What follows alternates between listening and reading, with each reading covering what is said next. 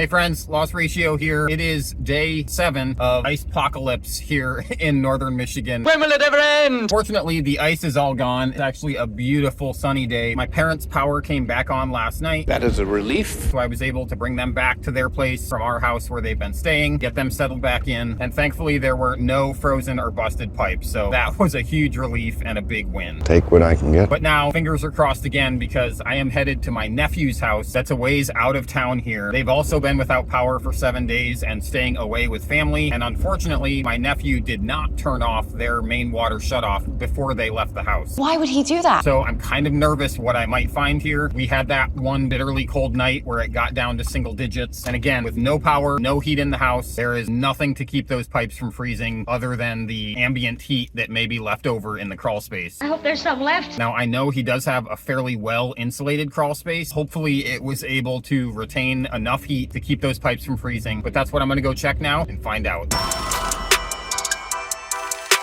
Power crews are working all over the place trying to get power restored here, so looks like there's going to be some detours. There are over 1,000 power crews that have been brought in from all over the country. That sounds serious. After our governor declared the state of emergency ice storm for these 10 northernmost counties. The National Guard has been deployed as well, so they're assisting with cleanup. Lots of National Guard heavy equipment, Hummers driving all over the place. It's really quite incredible. So it looks like most of the power has been restored here in town, but as soon as you get outside of these small towns and villages across northern Michigan, there are still tens of thousands of people without power. And that's a lot of people. Today is day 7. I actually just saw a post on Facebook from our northern Michigan senator. He said the power cooperative told him that at his personal residence, he should expect to be without power for an additional 10 days. So some of these areas are going to be looking at close to 3 weeks without power. That's a really long time. Look at the trees down. There's a massive tree on the power line right there. Oh boy, I've seen a lot of blinking lights up here. I don't even know for sure if I'm even going to be able to get to the house. It might be blocked off completely. Yeah, here's an example here on the right. Poles just like this, just snapped right off right in the middle. Just incredible. People starting to burn brush piles. One of the power cooperatives put up an update on Facebook that said prior to this storm, the worst storm that they've experienced in the history of the cooperative had snapped 160 power poles. They've already counted over 2,000 snapped power poles from this event, and that number is continuing to climb. So to say that this ice storm was unprecedented is a massive understatement. Look at the trees here in front of me. It literally just looks like a hurricane came through. All right, here we are. Got a few branches on the roof. Wow, this tree in their front yard took a beating. All right, so I can't really get in their driveway, but I'm just gonna park here in front of the neighbors and walk over and we'll take a look. Okay, fingers crossed. Let's check this out.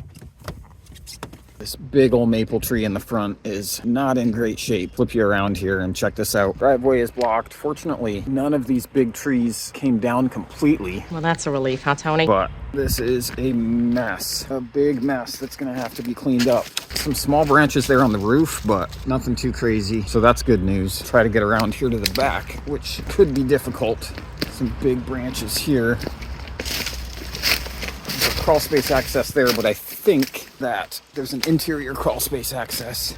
I'm just gonna walk all the way around here, the back side. Just keep walking. Again, I don't see any damage per se to the house. I don't think it actually got hit by any of these branches, which is great news. Oh, maybe just a little bit here on the right side. Got one little branch leaning up here against the roof, but fortunately, this massive thing right here does not appear that it actually hit the roof. I'm not even sure. Oh, it must have come from that tree up there. I think it came from there.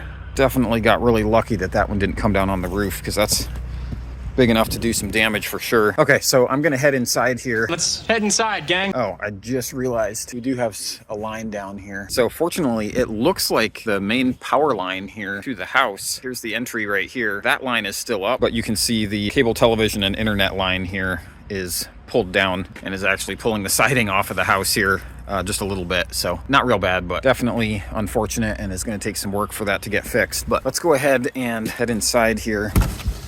And the good news is I immediately do not see a massive flood or water. No water at all. So that is great news. But I still need to look in the crawl space and see what's going on down there, because if the pipes burst, that could still certainly be flooded in the crawl space, which again is much better than flooding here in the main living space, but still not ideal because there could still be significant plumbing damage that would have to be repaired before the water could be turned back on and restored. So I've got to find the crawl space access here. I'm not 100% sure where it is. Where can I find it? So I'm gonna try to find that real quick, and as soon as I do, we'll take a peek down there, see what's what, and find that main water shut off and get it shut off, because we have some more bitter cold weather coming in the next couple days. It's like really cold. And really have no idea when power is gonna be restored and when there'll be heat back here in the house. Okay, found the crawl space access here, so let's go ahead and get this open. Get this pulled off of here. Wow, that's heavy. Do you need a lift, bro? Okay, here we go, down into the crawl space. It's gonna be dirty. Really dirty in here. But hopefully we don't have to go terribly far to find that main water shut off. Good news, I do not see any water down here. So apparently it did not get cold enough down here to freeze. So now I just need to find the main water shut off and get that sucker turned off. Just turn it off. Oh, I love cobwebs. But there is the well pressure tank. So we should have our main shut off right over here. Belly crawling over. This is what we're looking for. I think we found it. So we're on a well here. We're not on city water. So here's my well line coming in from the wellhead outside. Following it through, here's our pressure tank, here's our pressure switch, and right here is that main water shut off. Well, I'm glad you found it. So let's go ahead and turn this off. It's just going to be a quarter turn that way. There we go. Water is turned off, so now we no longer have pressurized water in the plumbing system throughout the home. Well, that's good news. At least now. Worst case scenario, if the power stays off for several more days, we get some more bitter cold temperatures, these pipes freeze and burst, boom. At least we're not going to have pressurized water in the system. And when power is restored and this well pump kicks back on, we're not going to have it pumping water through burst pipes. That would be bad.